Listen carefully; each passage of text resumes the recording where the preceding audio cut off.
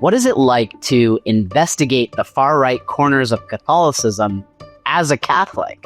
In this episode, we talk with journalist Heidi Schlumpf about her years covering high-control movements in the church and what that work has taught her about faith, power, and hope.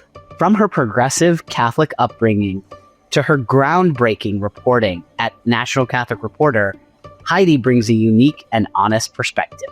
Join us as we uncover some of the stories, rituals, and red flags of high-control Catholicism.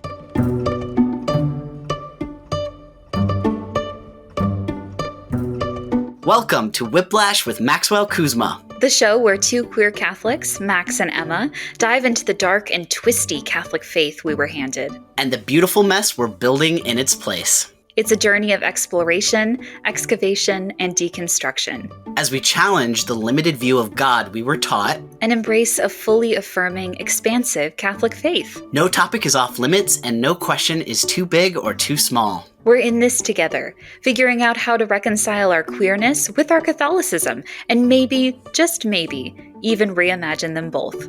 So buckle up, folks. You might experience a little whiplash, but we're here for the ride. Let's go!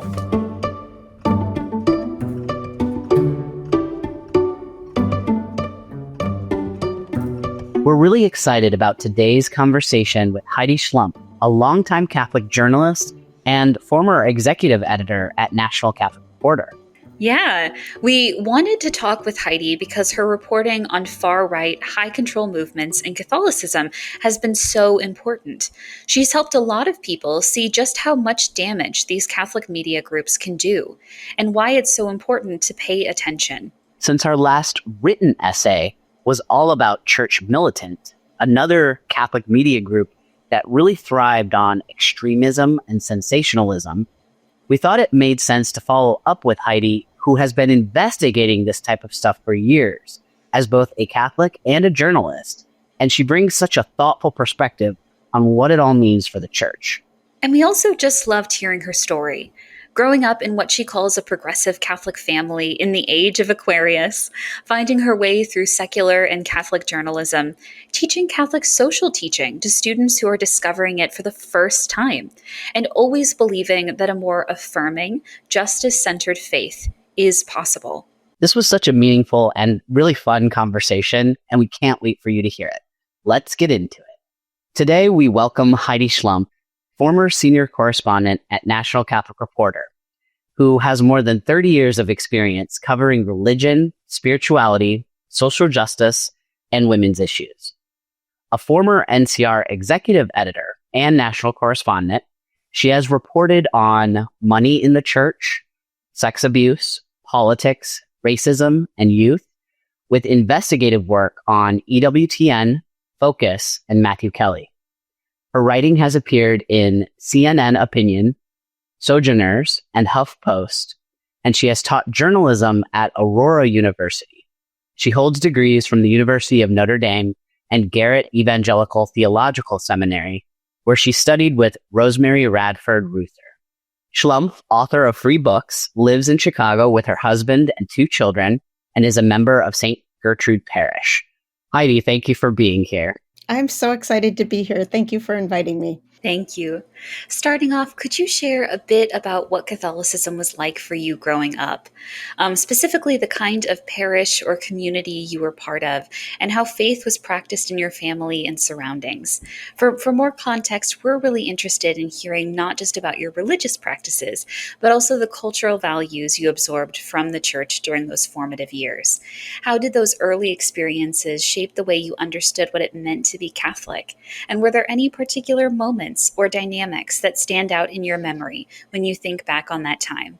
Wow, what a thoughtful group of questions there for me. I have written a few times about my growing up Catholic in like the 60s and 70s. So I was born in the 60s, and most of my formative Catholic experiences were in the 1970s, which so many conservative Catholics look back on today and think of as this like terrible time when everybody was poorly catechized and, kind of the beginning of all the problems we have today with people leaving the faith. And it was an amazing, wonderful time for me to grow up Catholic. I believe the exact opposite of what some people say, felt banners and all. Yes, I made felt banners in my religious ed. Um, and, I wrote about that once. I don't think I've ever interviewed anyone or talked to anyone who left the church because of felt banner making in the 1970s. I've heard people leave because of sex abuse and hypocrisy and lack of inclusiveness, but nobody ever said those felt banners, those were the breaking point for me. And in fact, the parish I grew up in, which was in the suburbs of Wisconsin, so I grew up in a suburb of Milwaukee, was one of those early mega parishes that attracted people from many zip codes, and people traveled a long way to be a part of this dynamic, alive, social justice oriented parish. And it was all I knew. So to me, that's just what being Catholic was. Now, some of it, I look back on now, and this sometimes can trigger people to be like, oh my gosh, we sang Age of Aquarius or something for the communion hymn. I mean, all these songs from the 1970s, this popular music, I thought it was church music, like Sly and the Family Stone, Everyday People, I thought was a church song. But it was a way of making church relevant. There was a lot of preaching about social justice and racism. I lived in a very white suburb. And the founding pastor of this parish, Father Fran Eschweiler, now gone to God, was very influential on me and my sister and the values that we eventually made our own and that came from our family as well, about caring for the poor, being inclusive. One of the things I remember was that our Easter liturgy was just this huge celebration, and we were very focused on being like an Easter people and the importance of resurrection. So yeah, it was hugely influential and very typically experimental post-Vatican II church.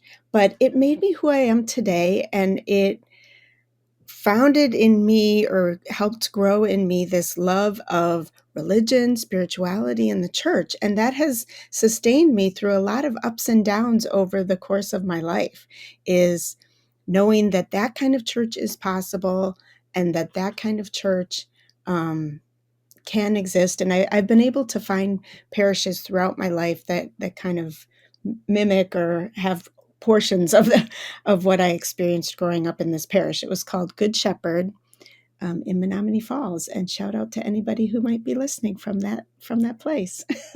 That's perfect. That's exactly what we're looking for, because just as you share with us, this upbringing in the Catholic Church, very much different from what we experienced, greatly informed your career as someone focused on Catholic journalism, both culture and institutional history. Would you mind sharing more about your career as you're able? Sure. And this dovetails with my Catholic journey. I will say I went off to college, to the University of Notre Dame, where I met a lot of conservative Catholics for the first time. And that was a new experience for me, both at school, but then also, I'm trying to remember, I think it was my junior year, Michael Novak, who was a prominent conservative Catholic, came and taught at Notre Dame for a semester, and I took his class. I was an American Studies major, and the class was on friendship, and it was all dead white guys. I thought I was expecting something different as a young woman, but it was interesting, and he knew that I was interested in journalism, and he sort of pegged me and invited me to do an internship over the summer at this magazine that he was involved with, Crisis Magazine, like a very, very right-wing Catholic magazine. And so this is something that doesn't show up on my resume, but sometimes I share with people just for shock effect. Yes, I was an intern at Crisis Magazine. And I remember sitting in this room. It was a very small staff, just me and this other man. And I was proofreading these pages and just being like, wow, I never knew there was this part of the church. It was quite an education for me, but also really helped me, in contrast, say, like, those aren't my values. Like, that's not the Catholic Church I grew up with. Seems like there's, room for quite a diversity here. And then I went into, initially secular journalism. And as I worked as a journalist for a year in the suburbs of Milwaukee. And then I moved to Los Angeles and I worked at a daily paper there. And I did a little coverage of religion and thought, this is interesting. And in the same way at Notre Dame, where you were required to have 2 theology classes, which I took an intro to New Testament, which I didn't love, and then a class with Father John Dunn, a famous Holy Cross priest who's done a lot of writing, who was amazing. And I remember thinking, like, oh, I should have majored in this, but it was too late. And the same thing when I was being a regular, journalist who had covered a number of beats, I was like, oh, this religion beat is so interesting. I should have gone to grad school and studied religion. So when I moved to Chicago, I decided I was going to, try to get a religion job. And this is kind of embarrassing, but I had read all these Andrew Greeley novels about the Chicago Catholic Church and thought, like, that sounds so interesting, like political, but spiritual, and just it was such an influential place for Catholicism, like in the 80s and 90s. And I got a job at the diocesan newspaper, the Archdiocesan newspaper, The New World, and under Cardinal Bernardine, who was still living at that time. And I worked there when Cardinal Bernardine died and Cardinal George came in. I left shortly after that. And then I worked for U.S. Catholic magazine, which is an amazing Catholic publication based in Chicago, sponsored by the Claretian Missionaries, an order of priests and brothers, but always been lay run. And I worked with an amazing team there. And then when my husband and I started to create our family through adoption, I knew I needed something more family friendly. And I went into academia, where I was teaching full time in the evenings at a university out in the suburbs. And then NCR lured me away from that. And I worked at NCR for a while. And as you guys know, I just recently left NCR and am now doing some freelance work while I decide what's next for me. So that's the resume, but with the good crisis story in there for your listeners. That's wild. And I also love the Chicago connection and watching Emma's face, because Emma grew up there. So she is like dialed into exactly what you're talking about. Definitely. I remember growing up and reading that specific newspaper, as well as The Observer from Rockford Diocese, that was circulated a lot. It was always in our house all the time. So it's wild to think that you were part of contributing to newspapers right next door. And Chicago was just amazing. And at the time, the newspaper was very independent. We got to cover a lot of different things. There were so many interesting speakers and conferences that came to Chicago. And I did eventually get to meet Andrew Greeley. I interviewed him once about one of his books. He was an interesting man. He didn't go on to be like one of my major heroes, but I did meet some amazing, amazing people in the Chicago Archdiocese. And it was another way for me to sort of integrate. There was more progressive Catholicism in this Archdiocese. And I was able to, kind of find a home both with work and some amazing spiritual communities here. I also wanted to ask you, you mentioned U.S. Catholic, and I know that there's an interesting story there from a piece about women's ordination. And I think that might be a nice part to kind of talk about how that women's issues in the church has been something that you've been very dialed into as part of the work that you've done over the years. Yeah, so I think I've been a feminist my whole life. I don't know, part of that I owe to my mom and just to my own experiences as a woman. And I've always written about women in the church. I had at the Archdiocese. And when I went to U.S. Catholic, I was an editor, but I still did some writing. And again, I said there was such an amazing team of editors there at that time. And one of the things we brainstormed, and this was in the late 90s, maybe early 2000s, actually, at a time when under Pope John Paul II and then Cardinal Ratzinger becoming Pope Benedict, there was this "you're not allowed to discuss this issue" kind of rule. And many Catholic publications were very afraid if you were somebody who spoke out in favor of women's ordination, you didn't get invited to conferences to speak, this sort of thing. And I always respected U.S. Catholic for their editorial bravery and independence.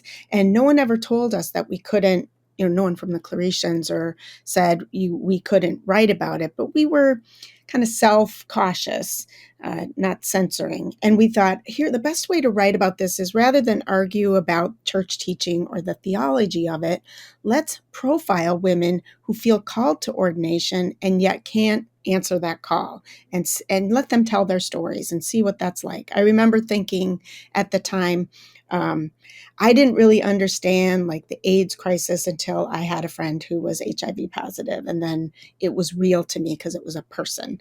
So I wanted to tell these stories of these women, and I think I did little mini profiles of 5 women. Well, the story ran, and it had a very provocative cover.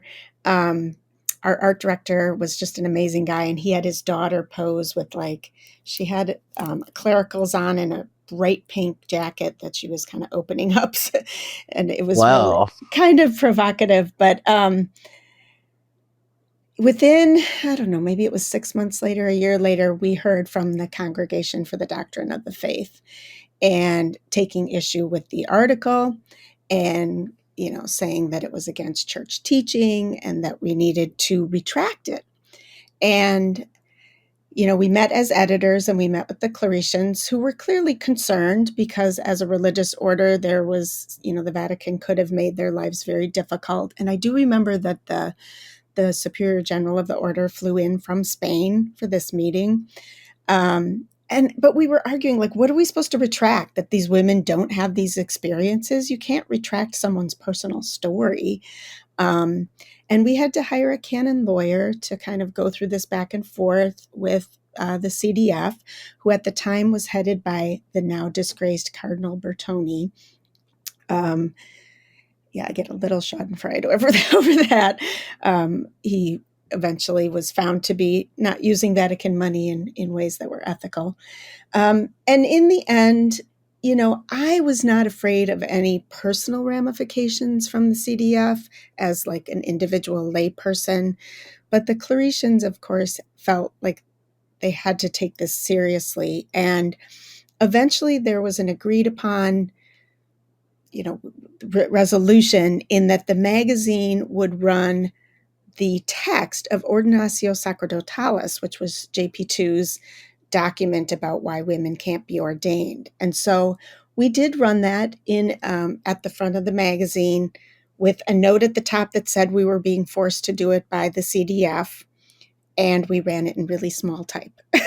So I thought that was a smart way of the editors kind of saying, all right, we'll do what you say we have to do, but we're going to maintain our integrity here. So that was really, I was very grateful to the Claretians and to the other editors who were very supportive during that time.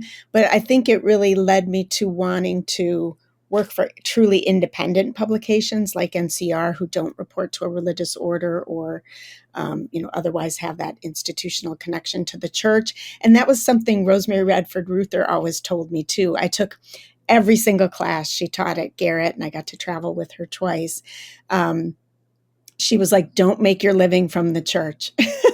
So she was teaching at a United Methodist seminary because she knew that to be attached to a Catholic institution could force you or put you in that situation where you might have to compromise your ethics or your values, which is kind of a sad thing. Mm-hmm.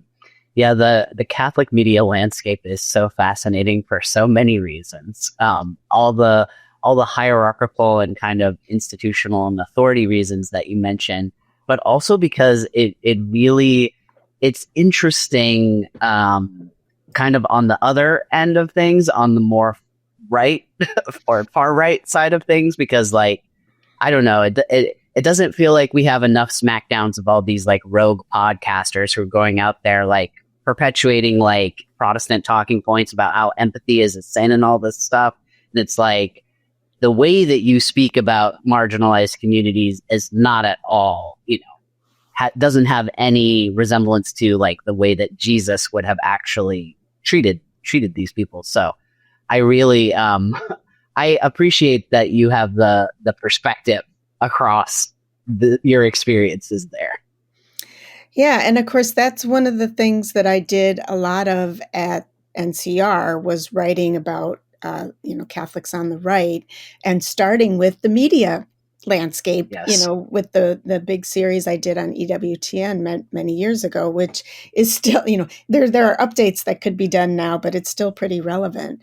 But yeah, some of the rogue podcasters that you're talking about, I've wandered into those, cesspools really, and it's frightening. The misogyny, the hatred, like you said, the talking points that are not Catholic at all, and the freedom with which they feel they can be out there, many times with large numbers of followers, and be representing what they say is the Catholic faith is pretty frightening. And I think there's value in real journalism, sort of shedding a light on that and making sure that people know that's out there. And so I consume a fair amount of conservative Catholic media, in part so that I'm aware of that. But some days I just can't do it. Like I can't stomach it myself because it's not good for my soul to be reading too much of that. But I also see, and a lot of it's been on social media. Max, you probably see this. I know you have a good following there. There are a lot of progressive Catholics or moderate Catholics who are not finding sustenance at their parish, or seeing some of these things online that are very frightening on the right, who are finding one another and who are finding people to follow who inspire them. Some of them follow me, a lot of them follow you guys, and like-minded people. And I'm really grateful for that, because as terrible as social media can be, it can also be a place to bring people together. And I'm seeing some of that too, and I've also written about that sometimes too. I was going to say what you just shared, Heidi, I think dovetails really well with what Max and I are exploring right now in our High-Control series. Specifically, that many people we speak to, and I think the popularity of the series, even from the beginning, resonates with many Catholics who are looking for language to describe their experiences of really far-right Catholicism that doesn't align with what they believe Catholicism to be, or either how they were raised to understand Catholicism. So a big piece of that for us has been documenting lived experiences of people trying to dissect what they've lived through and what they're experiencing. I had one question that I was going to ask, but actually with what you just said, I'm very curious. What has it looked like investigating far-right Catholicism and navigating safety and your well-being within high-control Catholic spaces? And I think sometimes I don't pay enough attention to my own, safety and security. Since Trump, I've been to a number of journalistic, professional development programs for secular journalists, but and religion journalists, I guess, because I'm there, that have talked about how to cover the far right safely, especially, in this day and age when you can be attacked not just online, but have people, doxing you or trying to find you in real life. That has not been a problem so far for me, and I do take certain precautions about that. I don't share much about my family anymore. But when it comes to covering the Catholic stories, it can be difficult because, especially, I try to assume the best of people, and that even people who are leaders in these organizations at some point in their life or ministry thought this was the best way to follow our faith and what Jesus calls us to do, but somehow got derailed into something that was politically and spiritually, dangerous even. So I kind of start out there, and often in order to report, I have to come in as kind of a blank slate. I can't come in as like, hi, I'm here to take you down. But I will say that a lot of times stories that I've written start with someone contacting me and saying, do you know about this? Do you know that this is going on? And often that person is not a progressive Catholic at all. They're a more conservative person or even a moderate person who's concerned about how this otherwise good ministry, I'll take like Matthew Kelly for an example, seems to be doing things that seem, kind of shady financially or otherwise. And these people who come to me are not like, NCR lefties who are like, let's take this person down. They're people from the inside who have been a part of or followed these people or ministries and who are very concerned about things that they see. So, I try to just follow the story where it takes me. I don't like to come in with a preconceived of idea of this is like, I'm going to take this down. It's more, someone is sharing this stuff with me. I'm going to check it out. What else can I find? I'm going to spend a lot of time talking to a variety of people and digging in documents and, whatever I can find. And then the story sort of emerges. And usually when I'm in the middle of that, it's so all encompassing that I don't take time to think about my spiritual well-being. But I think over the years, I've had to step back sometimes. And, there are times, and not just when I'm doing these investigative pieces, where my work has been a source of making it difficult to be a part of the church because it's just following so much bad news, covering sex abuse, that kind of thing. And I just think like, I can't sit at Mass on Sunday and not be thinking about those things.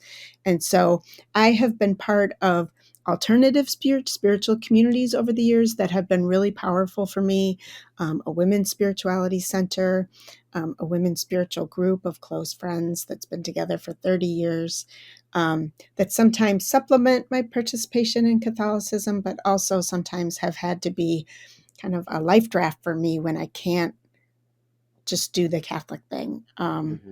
So I don't know if that answers the question, but it is a good reminder to me that I need to keep paying attention to that. And I think that's something folks in your generation are much better at doing than maybe I have been. I think definitely there's maybe more of an awareness just because of like, it's kind of mostly what we've known in the time that the internet has been around and that we've been participating. We have to be careful on the internet because there's all sorts of different takes.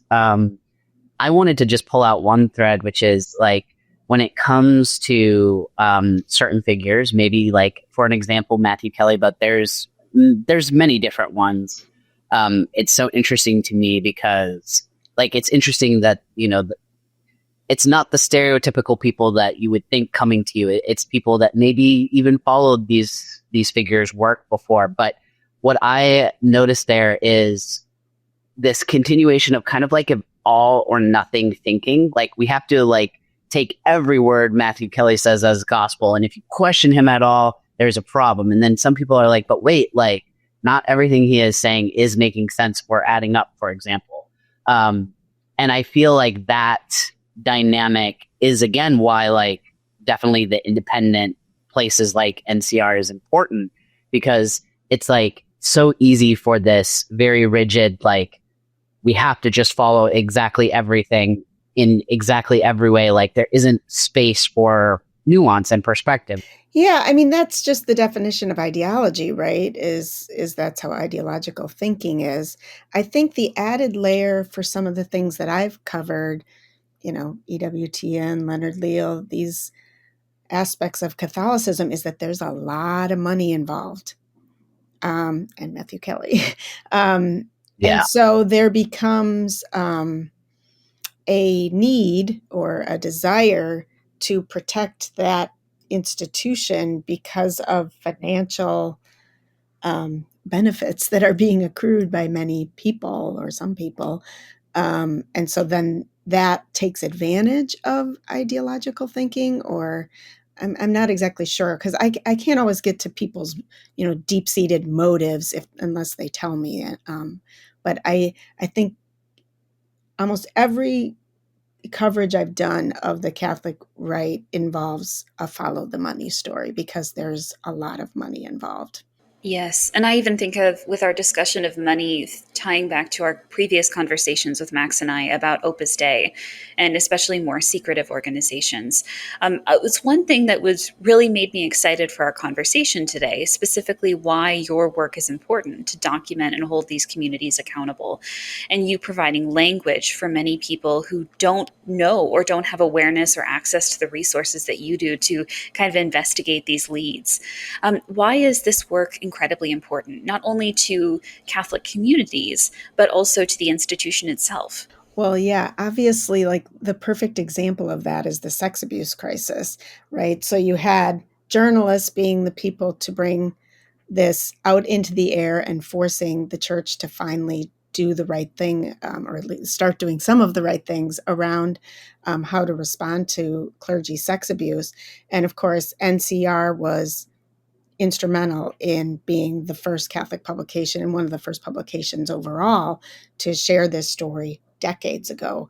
It always sort of makes me laugh to hear some of these more conservative Catholic journalists these days talk about how important it is to cover sex abuse, since McCarrick. And I'm like, okay, welcome to the party decades later. Glad you're here, but very little acknowledgement of how it was progressive Catholics and publications like NCR that broke those stories.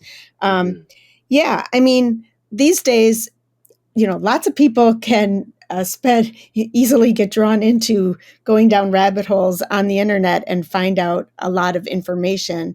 A journalist's skill is to be able to do that with the values of journalism that demand, verifying everything and multiple sources and using all those journalistic principles, but then also taking like all this information and putting it into, a relatively short piece in clear language that can convey that story to people. And that's the part of journalism that I've always thought is fun. I love immersing myself in a topic and then sort of regurgitating it for a broader audience in a way that's easily consumed by them. And over the course of my long journalism career, that's meant everything from writing stories to doing podcasts to doing social media.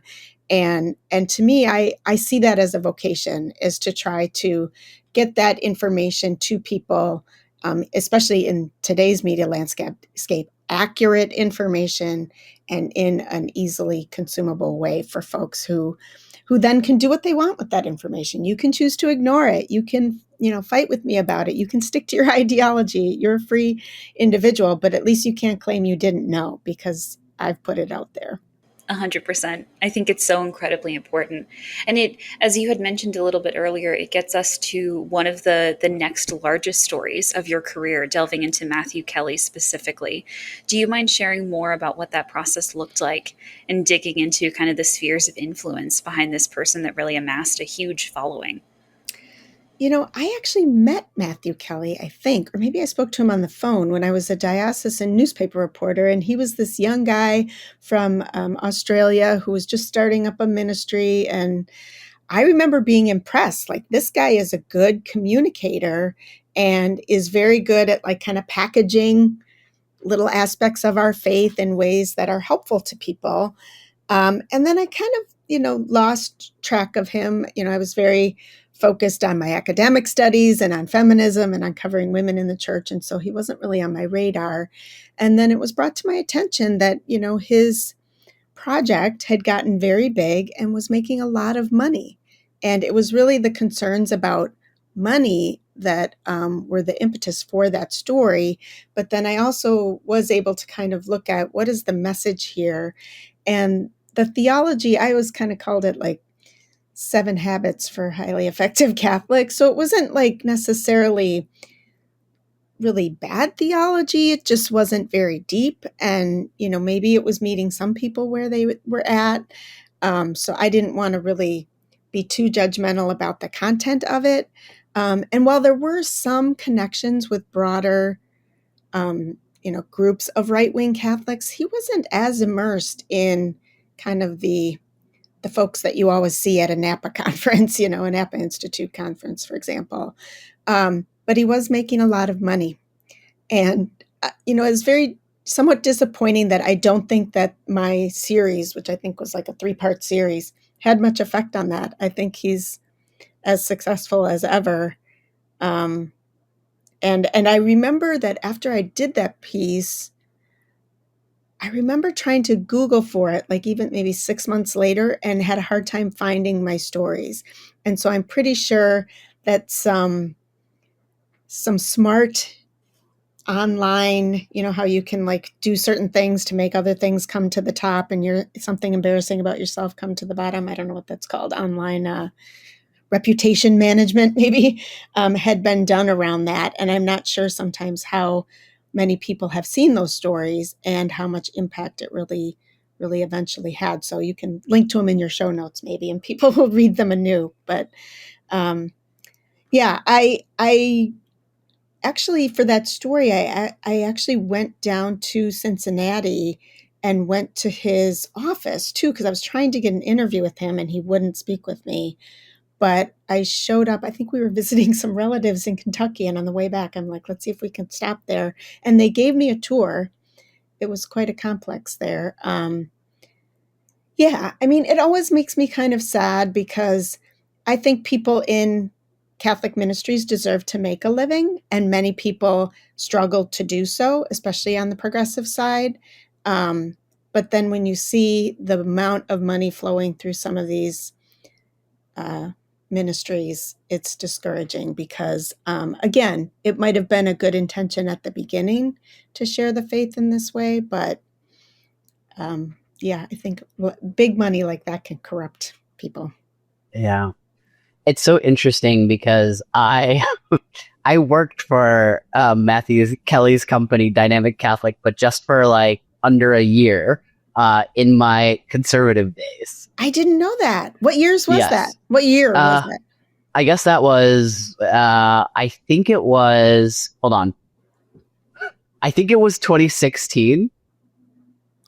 So that was before I wrote the story, I think. Yeah. Yes. It was like right before you wrote the story. And it was so funny because I left and then I was getting messages on LinkedIn from former employees like telling me like there's been an exodus, there's a lot going on, and then your story like broke.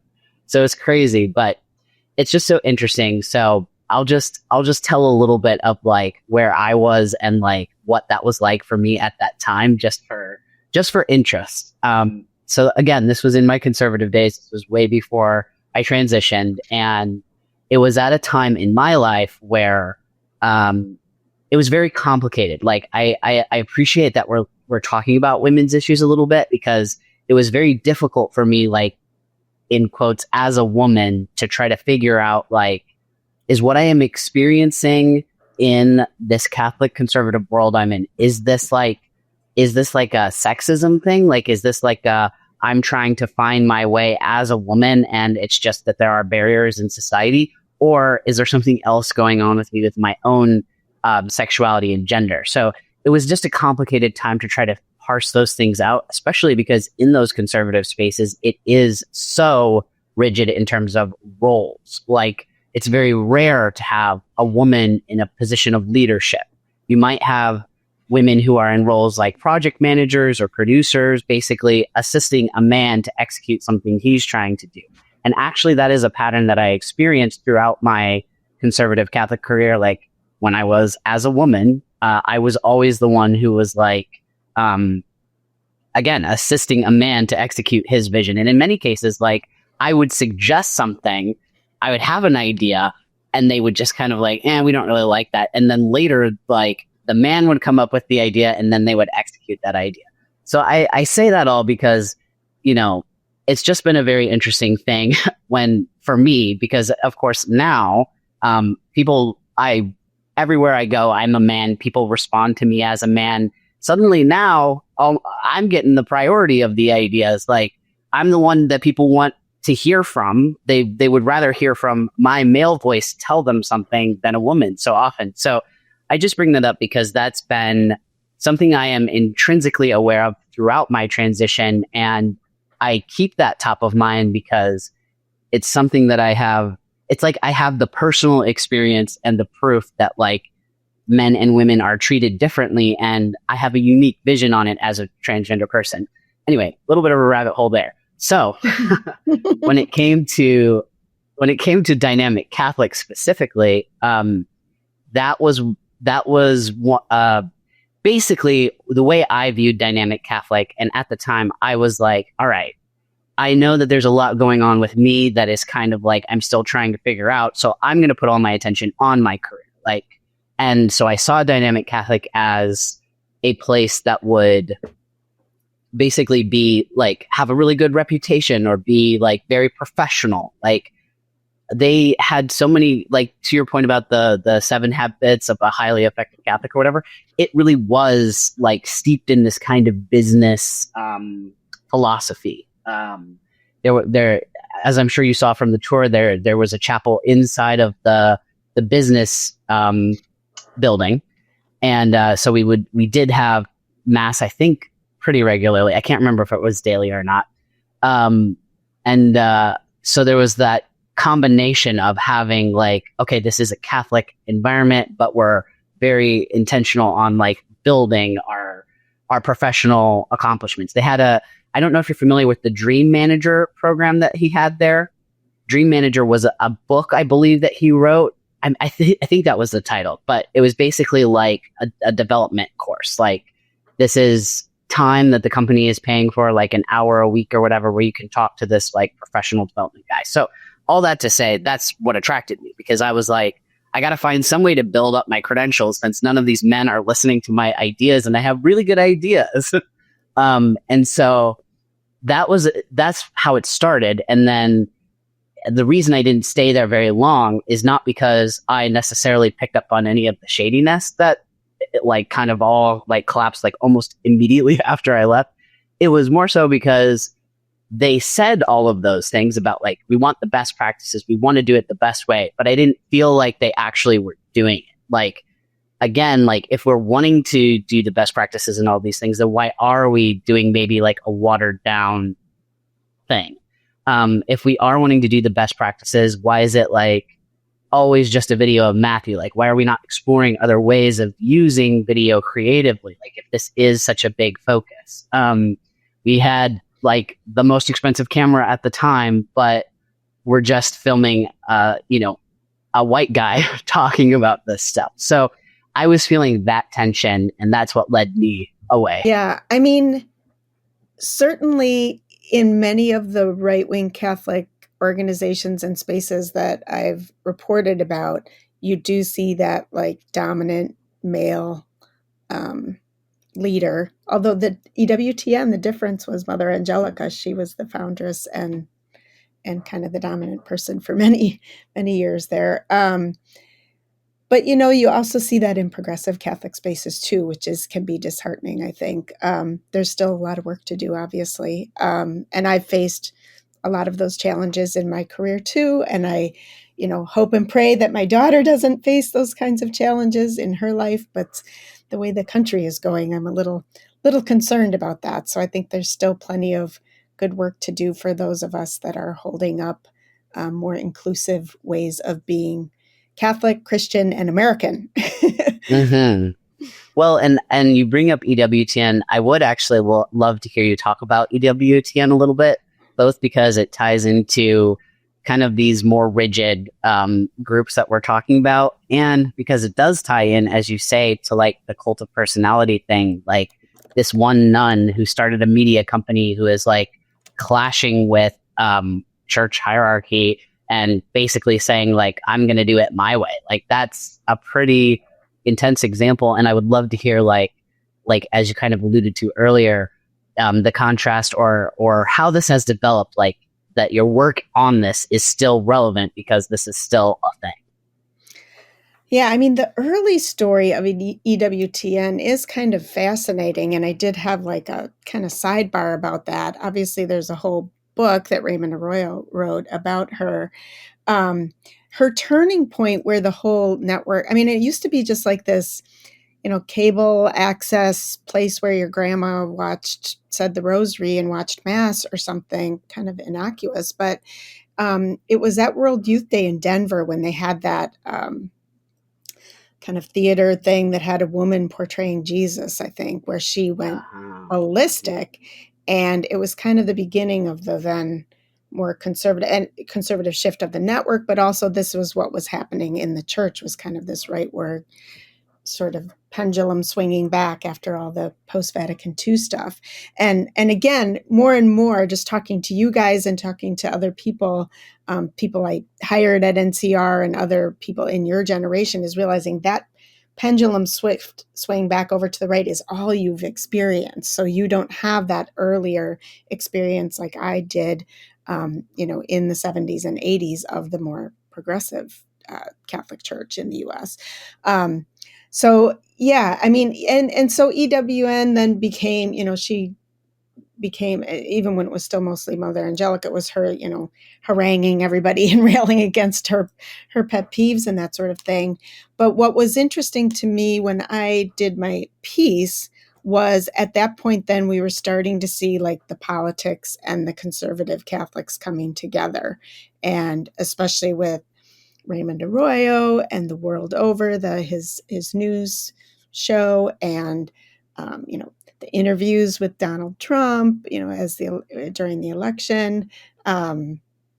So it was kind of starting to show the revelations of how a lot of these organizations were connected and had the same people on their boards, and were getting money funneled from similar sources of funding, and we're making these political connections. And, I think obviously the church's connection to the Republican Party for many people was through the pro-life movement and around the abortion issue, but it's pretty clear, and this goes back to Michael Novak and his critiques of, his support of capitalism, is that for a lot of these folks, it's more financial. And the abortion issue, while they may sincerely, believe that too, it was a way to get the masses into a kind of right-wing Catholicism that wasn't always, very Catholic, and also not very helpful to people who are not in the 1% income bracket, but the people running it did that. So, yeah, I mean, EWTN, I think what I was trying to do there was tell people who still thought it was this innocuous, old nun doing Mass in the Rosary, and point out, no, this is part of the new political Catholic right. And that series was pretty successful in letting that be known. And of course, a lot of people have noticed that and criticized EWTN after that, including Pope Francis. So that's one of the series that I think was pretty successful. I'm so glad, Heidi. It's such important work. And it made me, sometimes in this series, we talk about me putting my history hat on, since I work as a queer public historian. And just as you talk about the connection points through Catholic media of kind of this rise of not only a new right, but a new Catholic right, specifically through this connection point of anti-choice rhetoric, is really, really interesting. I also just wanted to share what you say about white cis men being in positions of authority in progressive media is also something that we've noticed persistent in LGBTQ plus Catholic media. That even within spheres of influence, pushing for integration, pushing for inclusion and intersectionality, there still is a dominance of white cis men, including white cis ordained men within the church, which I think is important. But I love that you tie in on this history and how Catholic media itself is such a critical piece of exploring what high-control Catholicism is. It's essential, as is your work, to exploring how it has come to be. Yeah, and I don't know if you guys were going to ask about the other series, which was the one on Focus, the fellowship. Yes, tell us about university students. This was something that was not on my radar. I did not, I was not in college at a time that this was on campuses, and my experience of campus ministry was much more positive and different. But it was brought to my attention, and something that NCR wanted to look at, and it really is fascinating. Again, another example of a very well-run organization that's doing very well financially and numbers wise. I mean, going to a Sikh conference and being there with like tens of thousands of young people, on fire about their faith, and just seeing their the explicit right-wing connection, or the right-wing connections were less explicit. It was more like welcoming and meeting students where they're at, but then they were kind of funneled into only these more conservative organizations. So like walking through the booth, or whatever you call the area with all the booths at the conference, and no NCR, no Pax Christi, no network, but all the right-wing Catholic organizations there. It reminds me Yeah. a little bit of the He Gets Us campaign with the Super Bowl, where it's like you'll see images where they present like Jesus welcoming a diverse group of people, but then again, behind the screen, it's big money and it's funneling you into more conservative pipeline once again. Yeah. Now, my experience at the Focus stuff was that it was not at least racially diverse. So looking around at those tens of thousands of people, like 99% white. So it was clear, and especially because even to go to that conference as a college student, you had to fundraise from your parish or your parents, I guess, to go to the conference. And then that was their whole model. I mean, I called it like Campus Crusade for Catholics because it really is modeled on what used to be called Campus Crusade for Christ, now called Cru, from an evangelical organization. And the founder of Focus came from an evangelical background and then converted, where these young people, they have this positive experience on a college campus with this, where these people like befriend you, and then they ask you to Bible study.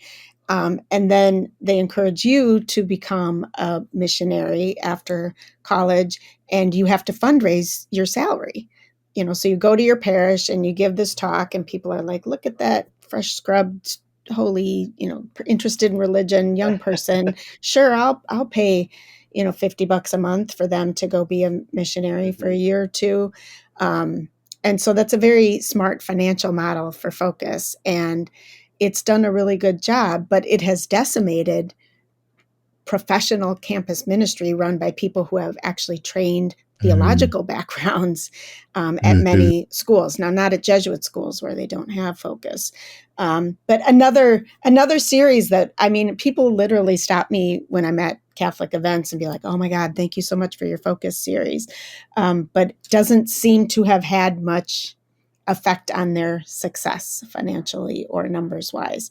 But I think we will be seeing, or are already seeing, so many young people who had experiences in these more conservative or traditionalist Catholic groups or families or, whatever ministries. They get out, they start living their lives, and life is not so black and white. And while those black and white answers might have been very comforting at age 19, later in life, they see the complexity of life, and that's no longer, resonating for them. The sad thing to me is if they then say, well, then that's it. If that's Catholicism, no place for me here, and they're gone. Because the message I've tried to bring, if I am an evangelist at all in my journalistic role, is like, no, learn about this part of the church where there are people with other values, living out their faith and being able to combine what some might call progressive values with their Catholic faith. And increasingly I'll hear from young people like, oh my gosh, I had no idea. Feminist theologians, there's theologians who are feminists, and there are liberal Catholics. And I'm like, hello, we're over here. So I'm really grateful to so many of the younger folks who have discovered that and then are bringing that message out, like you guys with your podcasts and all the work that you do.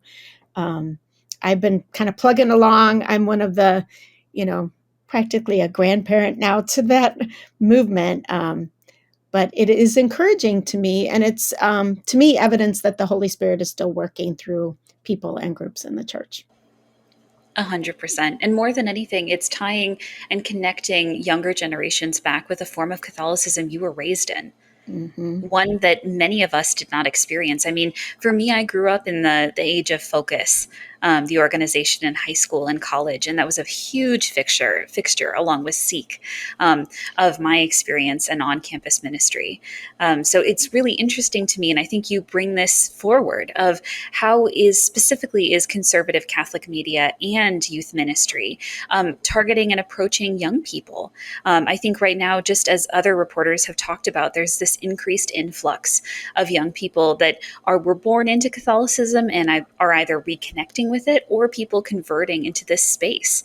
And I think there's something, just as Max mentioned, about this kind of cult of personality, growth of kind of these really popular individuals that you've highlighted have created this magnetism to conservative organizations that then people are having to grapple with in the future once they learn about the perhaps darker and more problematic backstories of how money and influence is wielded by these same organizations against vulnerable communities. Mm. Yeah.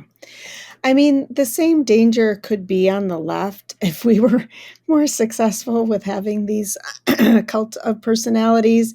I mean, and there were times in my career where I thought like, oh, like progressives should learn from these people and try to do something similar, so at least people have a choice between two for whichever scene, you know. And I don't want to judge someone whose spirituality is at a certain place and something is really like resonating or working for them. I mean, I do have difficulty with so-called Christian, apostolates that present hate as Christian or something very anti-Catholic as being Catholic.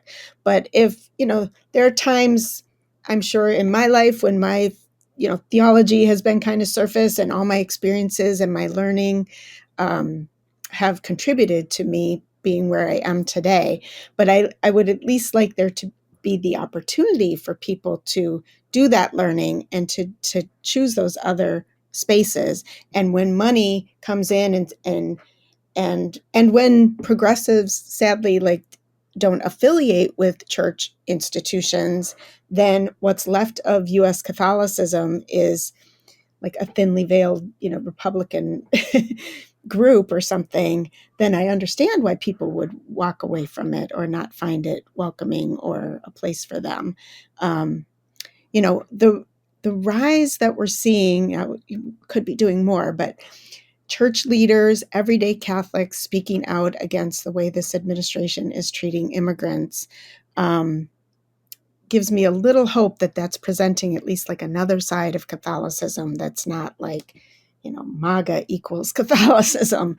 So, that's something that I've been covering a lot of and paying a lot of attention to and hope, can help move the church in that direction.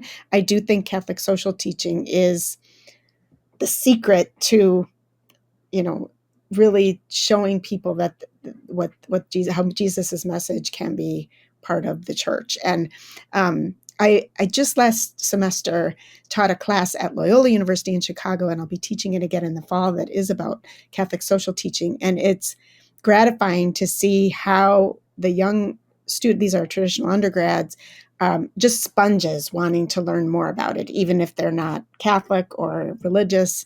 They are very interested in a church that is speaking about justice. Absolutely, Heidi. I really appreciate it. So much of what you said today fits so well into our explorations of high control Catholicism.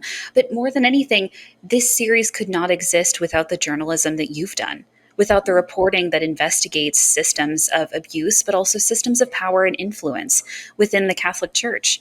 All of the work that we do is built on amazing journalists like you, including and especially you. So we're so grateful to have you on the podcast today.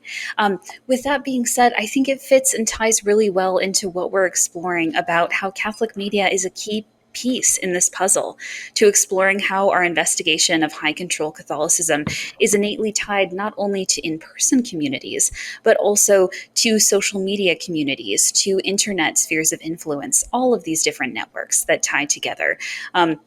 and also how it's about understanding our systems of influence and paths of power, not only in far right circles, but also in all circles of influence, including those within progressive Catholic media and LGBTQ plus Catholic media, which continue to prioritize and leverage white cis gay men as leaders and vocalists. With that being said, I think we are at a wonderful spot to close out our conversation. But before we do, I always like to ask, was there anything that we didn't ask you, Heidi, that you wanted to mention? That's my favorite question to ask interviewees as well. I don't think so, but just thank you so much. Those are very kind words about my career. And I will just say, on a personal note, being laid off at NCR was certainly a very sad thing for me. But it's very encouraging to think that my career has been inspirational to folks like you, because I'm so proud of the work that you're doing, and folks like you.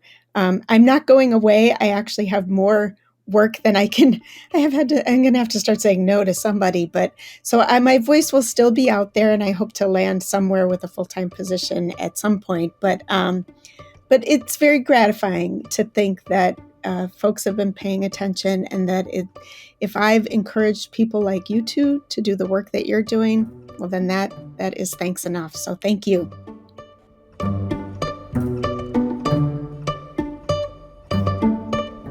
We're so grateful to Heidi for taking the time to share her story and her wisdom with us today. It's not easy to investigate and write about these high-control Catholic movements, but she does it with such integrity and such care.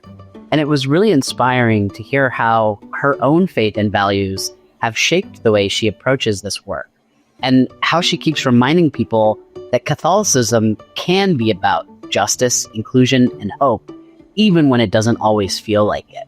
If you want to read more of Heidi's reporting, we'll link to her piece in our show notes, specifically our Whiplash recap essay that's released this upcoming Wednesday.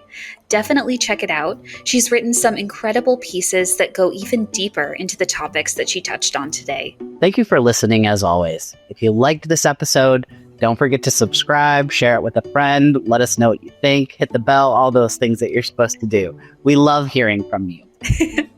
We'll be back soon with another conversation. Until then, take care of yourselves and your communities.